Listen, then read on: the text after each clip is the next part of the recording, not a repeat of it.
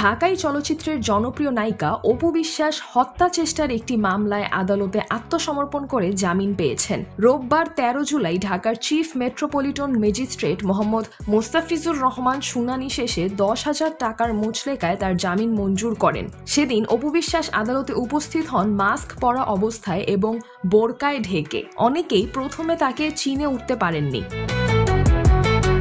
পরে সাংবাদিকদের সঙ্গে কথা বলার সময় অপু জানান, কোনো তারকা যখন আদালতে উপস্থিত হন তখন সেখানে ভিড় ও বিশৃঙ্খলার আশঙ্কা থাকে। এমন পরিস্থিতি এড়াতেই তিনি বোরকা পরে আদালতে যান। অপু বিশ্বাস বলেন, আদালত চত্বরে সবসময় মানুষের ভিড় থাকে, তার উপর যদি কোনো পরিচিত মুখ সেখানে যায় তখন ভিড় আরও বেড়ে যায়, এতে বিশৃঙ্খলা তৈরি হতে পারে। তিনি আরও জানান, শুরুতে উপস্থিত কেউই তাকে চিনতে পারেননি, তবে কিছুক্ষণ পর চেনার পরেও তার প্রয়োজনীয় কাজ ততক্ষণে শেষ হয়ে গিয়েছিল।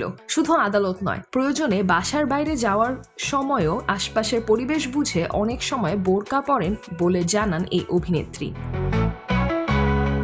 সিজরাতুল আভা, দৈনিক আওয়ার বাংলাদেশ।